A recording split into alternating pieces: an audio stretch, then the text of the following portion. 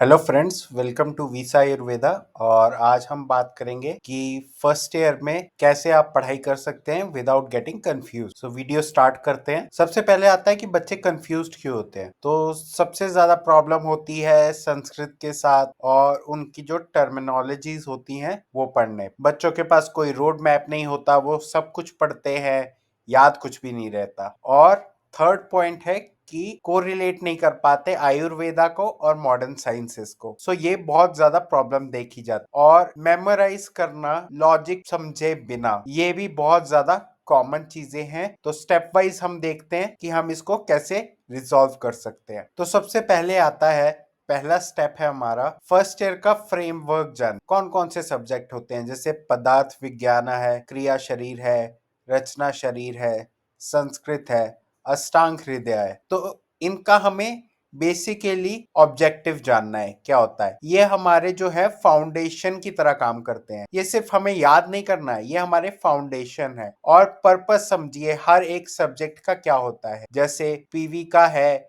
Logic समझाना, क्रिया शरीर का है हमें फिजियोलॉजी समझाना, रचना शरीर का है हमें कैसे हमारी बॉडी का स्ट्रक्चर होता है, एनाटॉमी, ये सब। और लास्ट में जब आता है संस्कृत, तो वो हमें पूरे 4 साल पढ़नी है। तो हम उसके साथ कैसे कोप अप कर सकते हैं, ये लैंग्वेज का बहुत ज्यादा इंपॉर्टेंट है। अब स्टेप 2 आता है कि सब्जेक्ट वाइज टाइम रखिएगा हमेशा वीकली, और जिसमें हम पीवी को 3 दिन पढ़ेंगे 2 घंटों के लिए, क्रिया शरीर को 2 दिन पढ़ेंगे 2 घंटों के लिए, रचना शरीर को हम 2 दिन पढ़ेंगे 2 घंटे के लिए, संस्कृत हम 30 मिनट हर दिन पढ़ेंगे, और संडे को हम एमसीक्यू और रिवीजन करें। तो इस तरीके से हम अपने सब सब्जेक्ट कवर भी कर पाएंगे।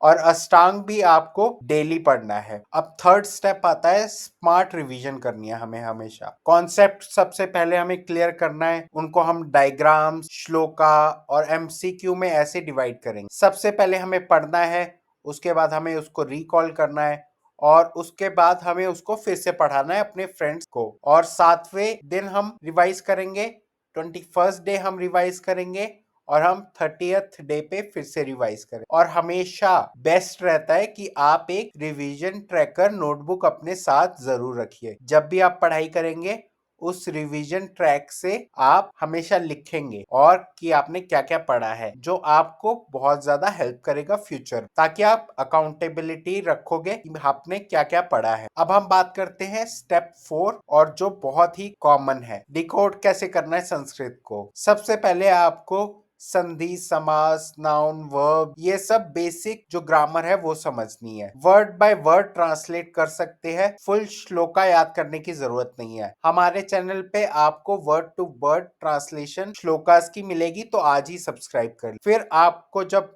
हम दे देंगे, तो आपको उसके संस्कृत और इंग्लिश वर्ड लिखने हैं। एक डिक्शनरी आपको अपनी नोटबुक पे बना लेनी है। शरीर जैसे बॉडी होती है, क्रिया फंक्शंस होते हैं, ये सब चीजें आपको समझनी है। क्या अब बच्चों, 5th स्टेप आता है, हमें आयुर्वेद को और मॉडर्न साइंस को दोनों को साथ में कंबाइन करके पढ़ना है। आयुर्वेदा से हमें लॉजिक समझना है, मॉडर्न से हमें फिजियोलॉजी समझ, जैसे अग्नि मेटाबॉलिज्म होता है, वात हम किसको बोल सकते हैं, हम कफा में क्या कर सकते हैं, और सिमिलरिटीज पहले सबसे ज्यादा समझनी है। ठीक है। और कॉन्ट्राइंडिकेशन ज्यादा ध्यान नहीं देना, जो कि हमें हेल्प करेगा वाइवाज में, क्रॉस क्वेश्चनिंग में, और मेमोराइज करने के लिए कॉन्सेप्ट्स को। अब 6th स्टेप में हमें डेली रूटीन फॉलो करना है। मंडे को मैं एक कॉन्सेप्ट करूंगा, फोन नहीं चलाऊंगा।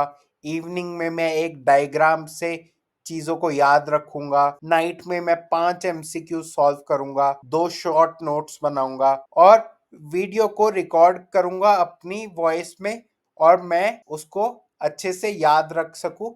इसलिए ये बच्चों बहुत ज्यादा हेल्प करता है हमें याद रखने में। मैं जब अपने बीएमएस में था, तब भी मैं ये बहुत ज्यादा फॉलो करता था, और मेरे को इसका जो बेनिफिट था वो फ्यूचर में देखने को बहुत ज्यादा मिला। अब स्टेप 7 में हम एग्जाम फोकस स्टडी करेंगे। लास्ट 5 साल के क्वेश्चन पेपर्स बहुत ज्यादा इंपॉर्टेंट होते हैं, और जो रिपीटेटिव क्वेश्चंस होते हैं वो हम बार बार पढ़ सकते हैं, उनको अच्छे से याद कर सकते हैं और शॉर्ट डेफिनेशंस, डायग्राम हम लिख सकते हैं ताकि हमें याद रहे। और ये सब करने के बाद हम फुल संहिता जैसे अष्टांग हो गया, इसका एक कंसाइज नोट्स प्रिपेयर कर सकते हैं, जो कि हमारे लिए बहुत ज्यादा इंपॉर्टेंट रहेगा हमारी फ्यूचर के लिए। और स्टेप 8 है हमारे टूल्स और रिसोर्सेज क्या होते हैं। हमें अगर चरक संहिता पढ़नी अगर हमें है तो हम कौन सी बुक में पढ़ेंगे, हम अष्टांग हृदय किस बुक से पढ़ेंगे, हम पीवी किस बुक से पढ़ेंगे।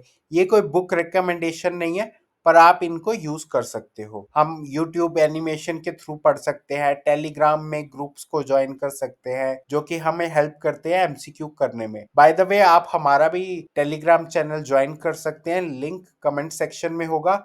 हम वहां पे क्विज अपडेट करते हैं, नोट्स अपडेट करते हैं और काफी सारी चीजें ऐसी करते हैं अपडेट, जो आपको फ्यूचर के लिए बहुत ज्यादा अच्छा एक डॉक्टर और अच्छा एक स्टूडेंट बनाने में हेल्प करेगा। और फाइनली आप जो है वो पढ़ना नहीं है, आपको ज्यादा, आपको सही तरीके से पढ़ना है। फोकस कॉन्सेप्ट्स पे रखिएगा, पेजेस पे नहीं। थर्ड पॉइंट, हमें स्मॉल पोर्शन में डेली पढ़ना है। और आप हमारा टेलीग्राम चैनल ज्वाइन कर सकते हो, जहाँ पे हम डेली के 5 MCQs डालते हैं और वीकली हम एक लाइव सेशन भी करते हैं। सो टुगेदर हम आयुर्वेद को सिंपल और स्कोरिंग बनाएंगे ताकि वो आपको फ्यूचर में हेल्प करे और आप एक अच्छे वैद्य बन सकते। तो ये थे सारे पॉइंट्स जो आपको हेल्प करेंगे एक अच्छा फर्स्ट ईयर का स्कोर लाने में और एक अच्छा वैद्य बनने में। अगर आपको वीडियो पसंद आई हो तो वीडियो को लाइक, चैनल को सब्सक्राइब जरूर कीजिए और आप हमारा टेलीग्राम चैनल भी फॉलो कर सकते। Thank you.